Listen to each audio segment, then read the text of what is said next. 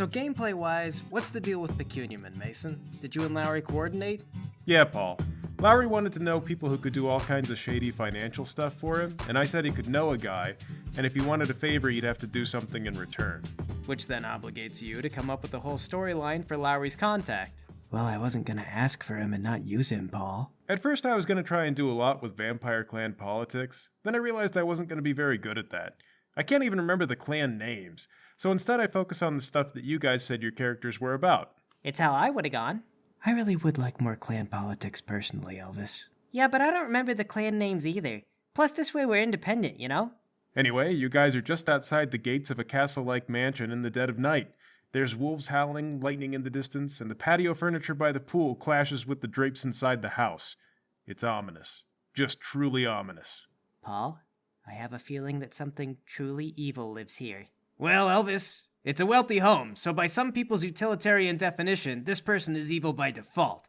There's no way they'll be able to independently justify all this wealth. Why, they could probably house 100 homeless people, and yet I bet we won't find a single homeless guy in there. Except us, because we're homeless. I mean, if you don't consider the sewer to be a proper home. The city sure doesn't. But I mean more like a dark supernatural force. Of which type? Well, I guess a vampire. Or a Scooby-Doo villain dressed as a vampire. It can't be a vampire. Vampires live in places like sewers and flats in the middle of the city. We would know, because we are one. And if there is a Scooby-Doo villain, that means he has to be a nefarious third party trying to drive down the property value of the house. Are the two of you gonna hop that fence and steal that bottle of wine or not? Yeah, of course. We're just planning the details of the heist. You're dealing with experts here, Lowry. Alright, hop up on my shoulders and pull me up after you. Up. You guys pull yourself up and over the fence. The yard is nice but expensive, but the walk from the front door to the gate isn't too far. A couple of dogs come bounding out, but they seem confused. You know dogs can sort of sense you and tell that something's up by their instincts, but they can't find you directly. They start barking out of anxiety. You see a shadowy figure look out the window, but nobody turns a light on. Wave at them. The curtains close. Either they can't see us, or they're very rude. Or both. That's a pretty succinct observation. Really just covering all the possibility bases. For all we know, that was Bigfoot. Is Bigfoot the terrible evil that you sense in this house? He might be. He might be evil. I don't know Bigfoot. Alright, well let's try the front door. Is it locked? Taking the bold way forward. Yes, it is locked. Well, it doesn't have to stay locked. Do you want me to open it up? Nah. A place like this is gonna have electronic security. If we just bust in, we're gonna trip the alarm. Let's try and case the joint first. Mason, are there any security cameras or anything outside that are gonna spot us? To your surprise, no. Or at least you don't see any. I don't suppose there's like a separate wine cellar in the back or anything? The main house is a large building. There's a pool at the side of the mansion, and around back they've got a tiny little apple orchard with a garden path through it. The garden looks really well taken care of. This is so pretty. It's no wonder that Pecuniaman's wife left him for this. This is way better than where Pecuniaman is living. And yet I don't see a single tire swing. You know what they say, Elvis. You can judge a man's personality based on the type of stuff he keeps in his yard. And I don't know what an apple tree says about a man because I've never known someone who had apple trees. You can't trust a guy you don't know anything about. I don't like it.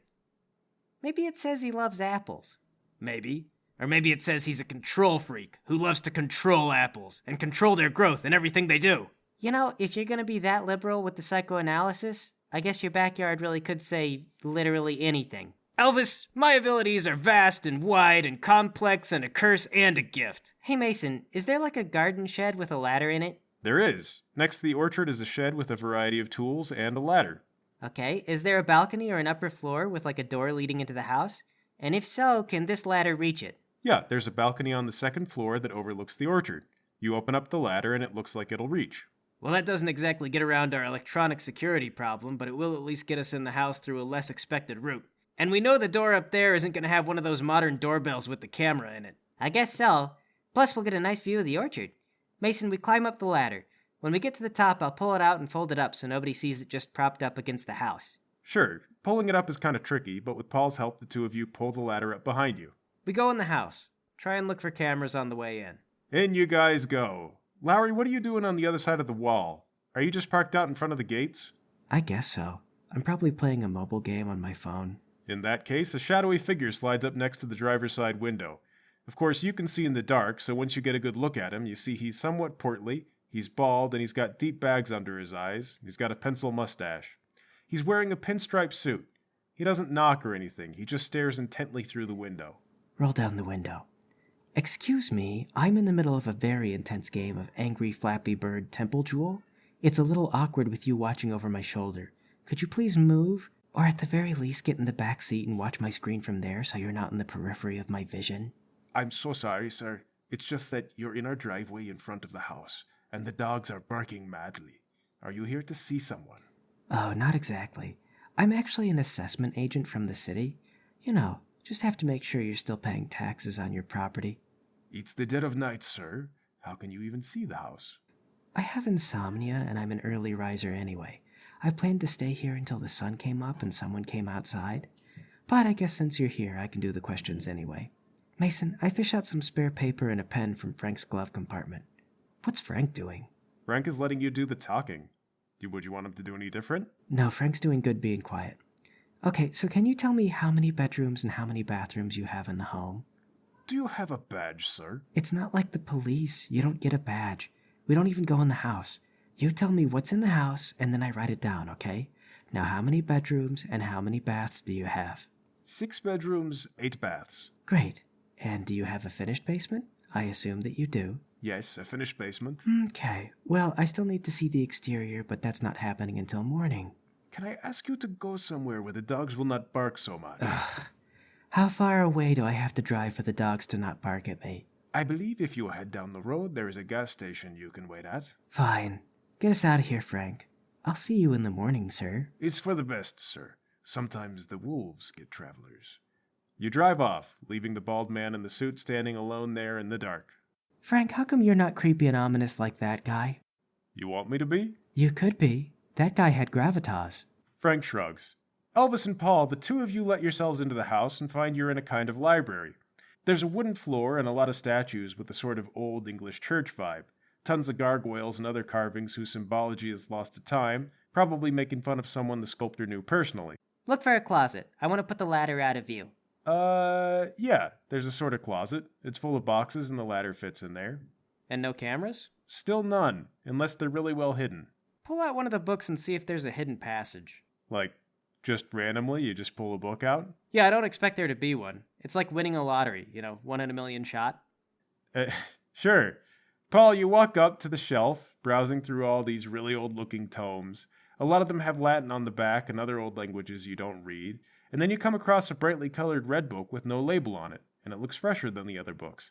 You grab it, pull it, and then the bookshelf next to it slides away to reveal a hidden passage. Well, I will be a monkey's uncle. Whoa. Where's it go? It's a short passage. You follow it down the line, slide away a panel at the end, and then you're in the hallway.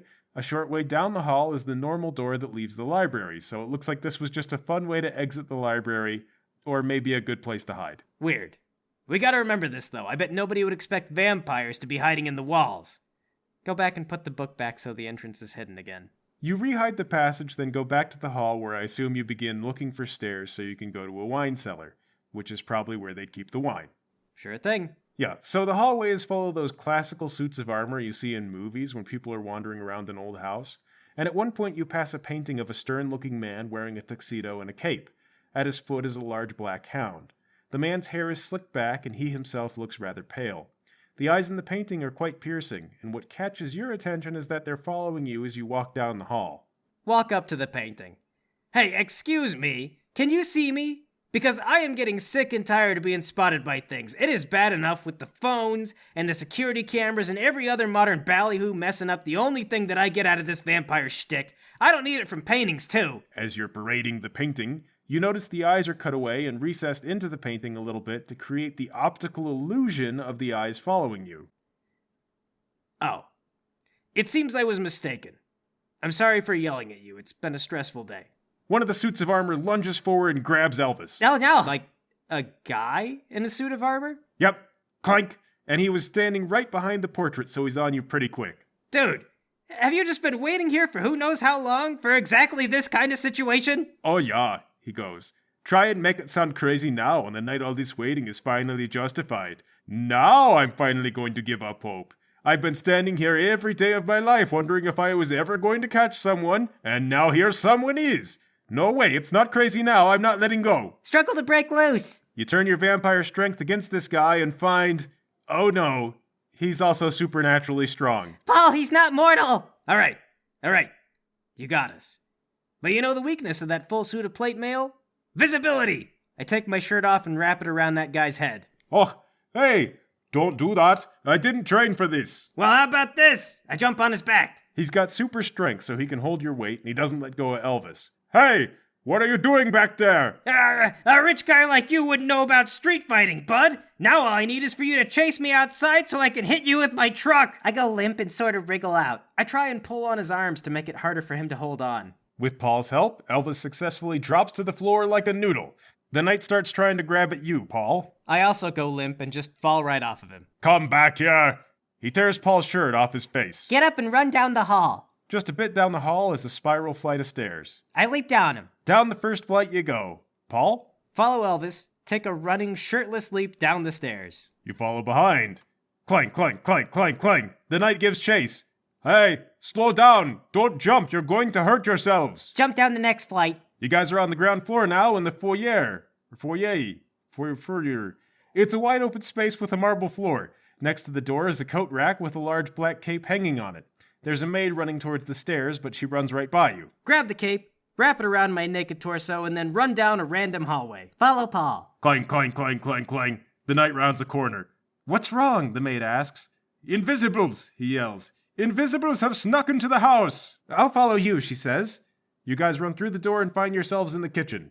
Look for a pantry, scan for some cooking oil. Paul, come on, we gotta go. The knight and the maid slam the kitchen door open just as, Paul, you find your cooking oil. You'll never catch me. I've been running from important people all my life. I know your weakness. I run out another door. This door leads into a long dining hall.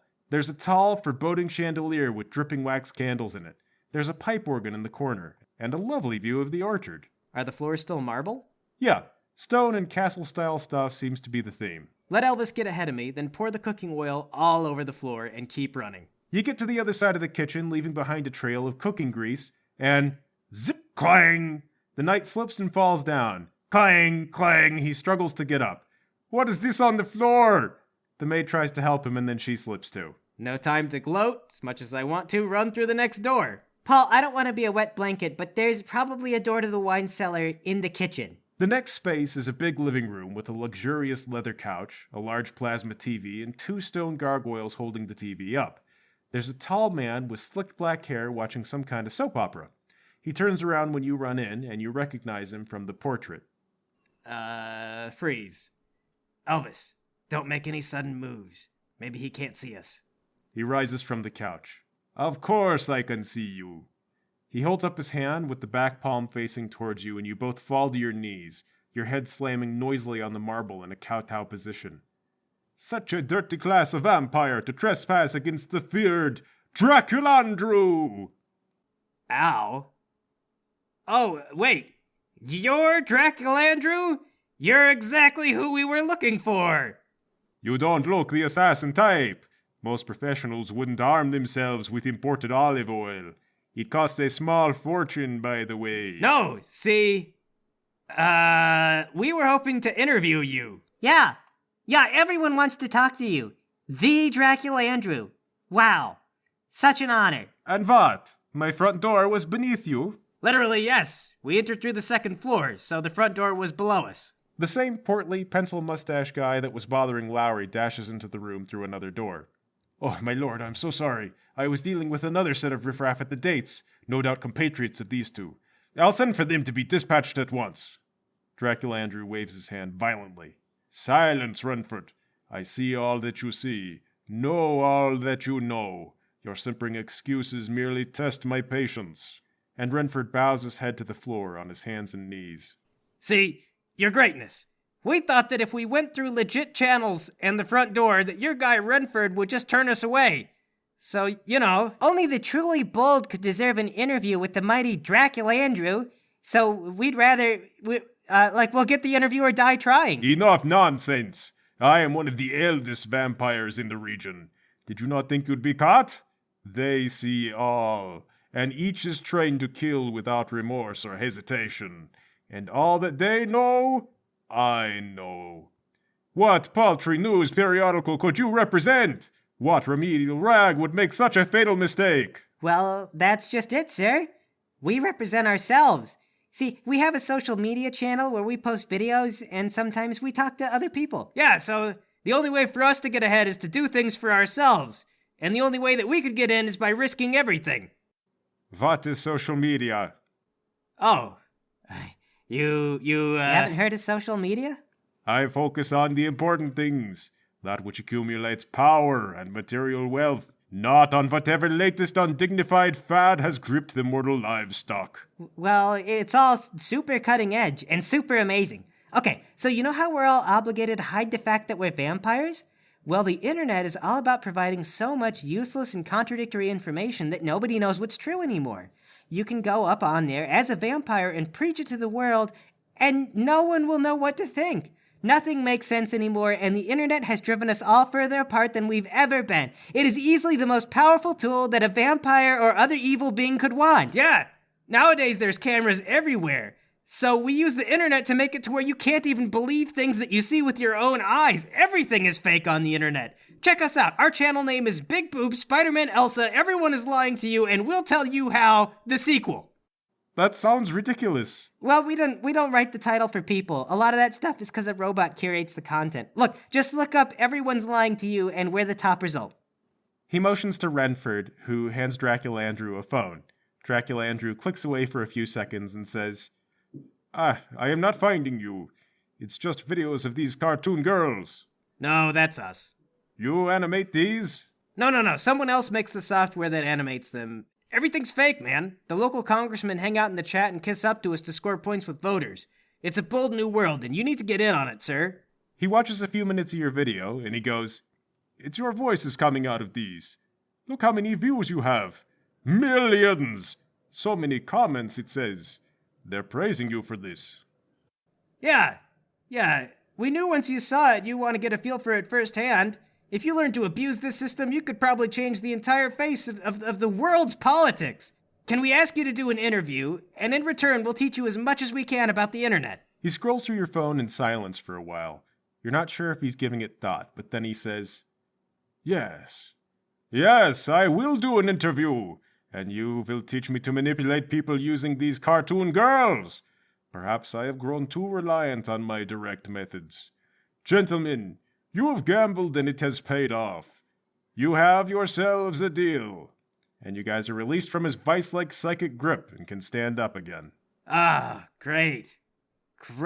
This went just like we planned it, just like we rehearsed. So how do we do this, gentlemen? I guess you could come back to our place and do a show with us.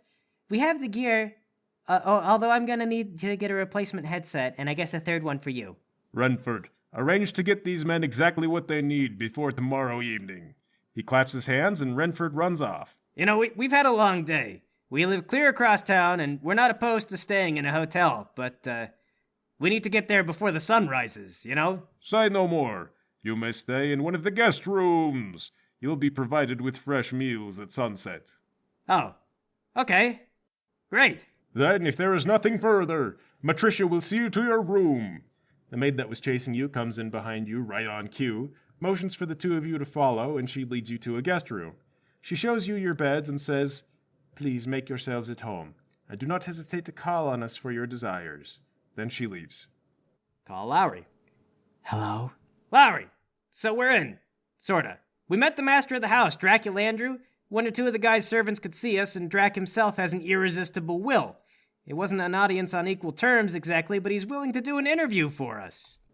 Mason, do I know who Dracula Andrew is? You do.